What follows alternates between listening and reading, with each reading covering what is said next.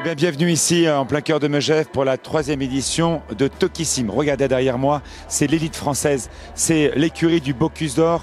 Eh bien, nous avons un candidat de Lyon qui vient de l'Institut Paul Bocuse et qui va représenter la France dans quelques mois.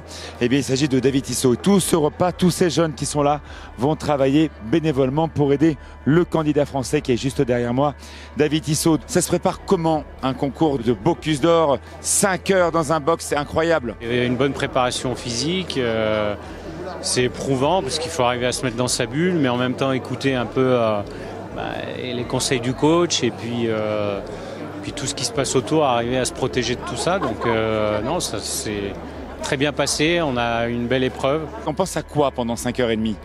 On pense que ce qu'on doit sortir, on pense à rien d'autre.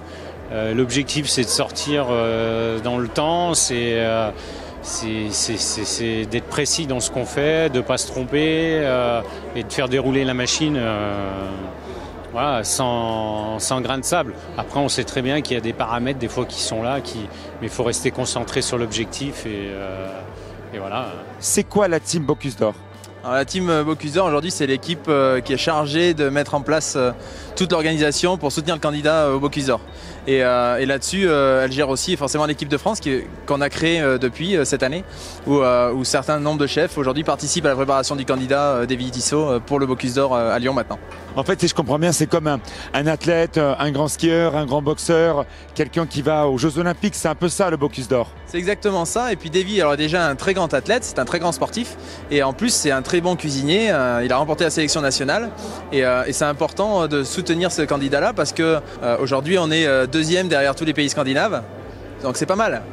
On est 6e, mais derrière 5 pays scandinaves. Donc finalement, on est dans le rythme et tout va bien. On a récupéré une grosse partie du retard qu'on avait depuis un certain nombre d'années. On remporte le prix viande, donc c'est plutôt une bonne chose. On est à 8 points de la meilleure note cuisine. Donc le travail est là. Maintenant, il faut continuer d'avancer. Tout ne se fait pas aussi vite que ce qu'on pensait, donc ça prend du temps, mais tout va bien. Là, on a une super équipe autour de Davy. Il y a toute une équipe de jeunes super motivés. Derrière, il porte l'image de notre gastronomie. Donc l'objectif, c'est de pouvoir ramener ce trophée à la maison. Voilà, c'est ça l'objectif. Et je pense aussi, dans cette période où dès qu'on allume la télé, on a envie de l'éteindre, on n'a que des mauvaises nouvelles, il y a besoin aussi d'optimisme. Il y a besoin de petites choses qui donnent de la fierté.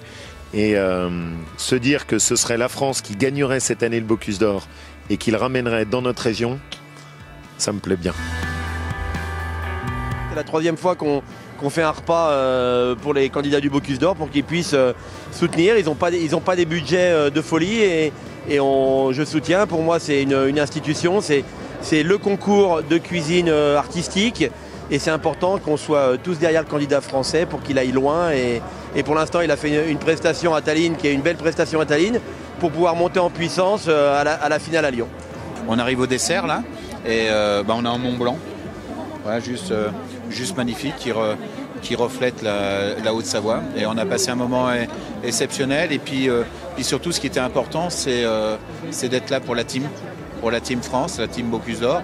Et puis j'ai un intérêt, j'adore Davy parce qu'on s'est tellement confronté dans les concours il y a très longtemps sur les prix Tétinger, sur le Messonnier, sur le meilleur ouvrier de France.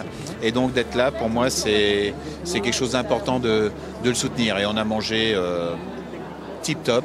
Donc voilà, que du bonheur. On a monté ce salon, ces colloques autour des pays de Savoie et surtout de la cuisine de montagne, parce qu'avant tout, Tokissime, c'est la représentation de la cuisine de montagne, où on a fait venir des producteurs locaux, les circuits courts, des choses qu'on a toujours mis en place et qu'on met de plus en plus en place pour soutenir notre agriculture locale. On a encore la chance à Megève d'avoir 40 paysans dans les villages alentours et que ce soit les invités suisses ou les invités italiens aussi qui font une cuisine de montagne. C'est un salon autour de l'arc alpin. Voilà, c'est pas que Megève, c'est la cuisine de montagne en général où on rassemble tout le monde. Cette année, c'est Régis Marcon qui est le président d'honneur, qui représente Auvergne-Rhône-Alpes et qui met en avant tous les produits de notre belle région Auvergne-Rhône-Alpes. C'est le juste équilibre entre les moyens qui ont été mis, parce qu'on se rend compte qu'il faut quand même certains moyens techniques, financiers soit, et je dirais le bon goût. Parce qu'on peut faire du n'importe quoi avec l'argent public, mais là c'est de bon goût. Et ça ressemble complètement à cet esprit de montagne de Megève, et c'est ça qu'il faut garder. Moi, vous savez, c'est pas pour rien que les chefs viennent ici. C'est pas qu'il y a quelque chose qui les attire. Bien sûr de se revoir ensemble, mais en même temps c'est de rencontrer des autres personnes. Il y a un mix qui fait que c'est ce qui va faire la force, qui fait la force de Tokissim. Et Manu, il est pour beaucoup, hein, tous, chacun y amène sa petite contribution. Alors à Tokissim, il n'y a pas que des chefs, il y a aussi des producteurs. Et vous voyez, juste derrière moi, il y a des halles avec plus de 45 producteurs locaux qui viennent de l'ensemble de la région Rhône-Alpes. Megève leur a offert la possibilité de présenter leurs produits gratuitement. C'est un moyen aussi de les soutenir car ces producteurs ont été très touchés pendant la crise. Donc il y a beaucoup de choses à goûter, mais pas là, à la maison, parce qu'effectivement les règles Covid sont très très respectées. Donc là on est dans un endroit, un cadre qui est quand même assez privilégié, avec des producteurs locaux, et puis par contre une clientèle qui est nationale, hein. On a des personnes qui viennent de Lyon, voilà, Lyon, Grenoble, donc ça nous apporte quand même de la visibilité régionale et nationale.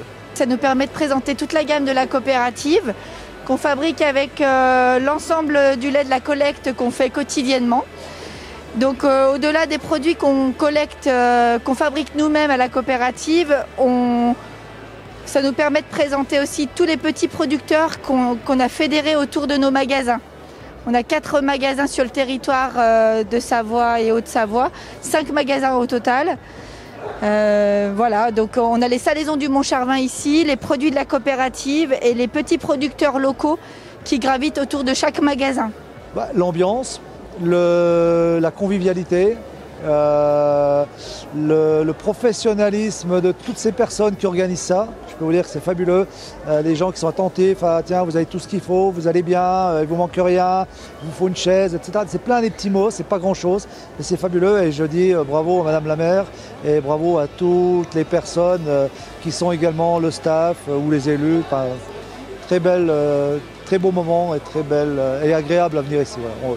Il n'y a rien à dire. L'idée, c'est de venir à la rencontre de ce genre de professionnels de la restauration qui mettent en avant des petits producteurs, un savoir-faire. Et nous, c'est vraiment ce qu'on vise. On ne vise pas des chaînes industrielles, on n'ira jamais chez des grands groupes.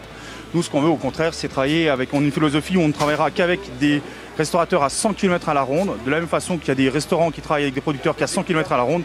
Nous, c'est pareil. Et en plus de ça, on s'impose de garder une certaine distance entre chacun des restaurateurs, puisqu'on veut leur préserver une certaine singularité. Nous on était là pour avoir un maximum de contacts. Ça y est, c'est fait. C'est déjà juste la journée de vendredi, ça a été absolument génial. On a rencontré beaucoup de monde qu'on n'aurait pas rencontré autrement. Et voilà, c'est un joli week-end bien rempli. C'est pas forcément les ventes. On ne cherchait pas à faire de ventes, on en a fait quelques-unes en plus. Mais ça nous a permis aussi de faire découvrir aux Megevans qui se promenaient, juste en tant que particulier. On est sur le marché de Megève. Du coup, ça leur a permis de découvrir aussi notre exploitation. On n'a pas forcément le temps de leur expliquer ce qu'on fait et comment on travaille quand on est sur le marché. Là, c'est vrai qu'on a quand même on a eu beaucoup plus le temps de le faire sur 4 jours, quoi.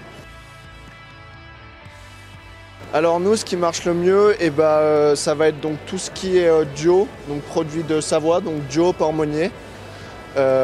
Et également nos steaks hachés, donc des steaks hachés frais. Donc on est unique en Savoie à faire ça. Donc on vend à la fois aux restaurateurs, mais aussi aux supérettes bio. Et puis